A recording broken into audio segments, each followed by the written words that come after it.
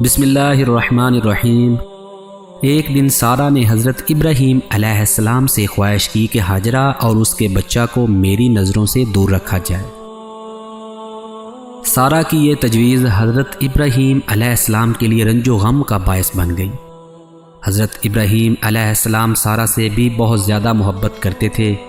وہ آپ علیہ السلام کی پہلی بیوی تھی۔ اللہ تعالیٰ نے آپ علیہ السلام پر وحی بھیجی کہ ہاجرہ اور اس کے بچہ کو علیحدہ رکھو۔ آپ علیہ السلام کو اللہ کے حکم کی تعمیل کرنا پڑی۔ اگرچہ یہ بات آپ پر شاق گزری، لیکن اللہ کی یہی مرضی تھی کہ اللہ کے حکم کے آگے آپ علیہ السلام نے سر جھکا لیا۔ ایک روز آپ علیہ السلام اپنی چھوٹی بیوی ہاجرہ اور اس کے بچہ کو لے کر کسی انجانی منزل کی طرف روانہ ہو گئے۔ چلتے چلتے ایک وادی میں پہنچے جہاں چٹیل میدان اور پہاڑوں کے علاوہ کچھ بھی نہ تھا۔ ہریالی کا کہیں دور دور تک نام و نشان نظر نہیں آ رہا تھا۔ ایسے مقام پر پانی بھی نہیں تھا۔ زندگی بڑی کھٹن تھی۔ حضرت ابراہیم علیہ السلام نے ایک مقام چن لیا اور وہیں پڑاؤ ڈالا۔ آپ علیہ السلام اپنے ساتھ پانی کا ایک مشکیزہ اور کھجوروں کی ایک تھیلی لائے تھے۔ یہی ان کا کھانا تھا۔ کھجوریں اور پانی کا مشکیزہ حضرت ہاجرہ کے حوالے کیا اور کہا کہ میں اس مقام سے روانہ ہو رہا ہوں، تمہارا اللہ نگہبان ہے۔ جب آپ علیہ السلام جانے لگے تو حضرت ہاجرہ آپ کے پیچھے پیچھے دوڑی اور کہنے لگی کہ اس سنسان اور بیابان میں مجھے کہاں چھوڑ کر جا رہے ہو؟ میں کس کے آسرے پر یہاں زندہ رہوں؟ یہاں تو پانی کی ایک بوند بھی نہیں ہے۔ حضرت ابراہیم علیہ السلام خاموش رہے۔ جب حضرت ہاجرہ نے بار بار اصرار کیا تو آپ علیہ السلام نے فرمایا کہ میں یہاں اللہ کے حکم پر تمہیں چھوڑ رہا ہوں۔ حضرت ہاجرہ نیک اور عبادت گزار تھی۔ جب اللہ کا حکم سنا تو فرمایا کہ اللہ میری حفاظت کرے گا اور زندہ رہنے کا سامان فراہم کرے گا، مجھے آپ یہیں چھوڑ دیں۔ حضرت ابراہیم علیہ السلام روانہ ہونے لگے تو آپ دیکھتی رہیں۔ حضرت ابراہیم علیہ السلام نے اس جدائی کے موقع پر بھی صبر کا دامن ہاتھ سے نہیں چھوڑا۔ اللہ کا حکم بجا لائے۔ آپ علیہ السلام نے اپنے پیارے بیٹے اور بیوی کو چھوڑ دیا۔ یہ گھڑی بہت زیادہ آزمائش کی تھی۔ آپ علیہ السلام نے اللہ سے دعا کی، اے پروردگار، میں اپنی بیوی بچہ کے ساتھ ایسی جگہ آباد ہو رہا ہوں جہاں تیرا مقدس گھر ہے، جہاں کی زمین بالکل ہی بنجر ہے، یہاں کچھ پیدا نہیں ہوتا۔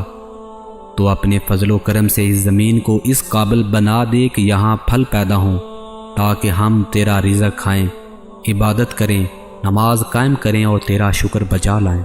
آپ علیہ السلام نے دعا کی اور چلے گئے۔ حضرت ہاجرہ تنہا رہ گئیں۔ پاس میں صرف شیر خوار بچہ تھا۔ کچھ دنوں تک حضرت ہاجرہ صرف کھجوروں اور پانی کے مشکیزہ پر گزارا کرتی رہیں۔ بچہ کو اپنا دودھ پلاتی، مناسب کھانا نہ ہونے کے سبب آپ کمزور ہوتی چلی گئیں۔ سینہ میں دودھ بھی خشک ہو چکا تھا، اس لیے دودھ نہیں اتر رہا تھا۔ بچہ بھی بھوکا رہنے لگا۔ حضرت ہاجرہ بچہ کو بھوکا دیکھ کر بے تاب ہو گئیں۔ خود اپنے لیے بھی کھانے کے لیے کچھ نہ تھا۔ اسماعیل علیہ السلام بچے تھے، بھوک سے رو رہے تھے۔ بچہ کی یہ حالت دیکھ کر ماں تڑپ اٹھی۔ دل میں خیال آیا کہ کہیں کوئی انسان نظر آ جائے تو ڈھارس بندھے۔ آپ دوڑی ہوئی ایک بلند مقام پر چڑھ گئیں۔ یہ ایک پہاڑی تھی، اس کا نام صفا تھا۔ دور دور تک نظریں دوڑائیں لیکن کوئی نظر نہ آیا۔ وہاں سے اتر کر قریب ہی ایک اور پہاڑی پر چڑھ گئیں، اس کا نام مروہ تھا، لیکن وہاں سے بھی کوئی نظر نہ آیا۔ ہر طرف سوائے ویرانی کے کچھ نہ تھا۔ اس بے چینی اور بے قراری کے عالم میں صفا اور مروہ کی پہاڑیوں پر 7 مرتبہ چکر لگائے۔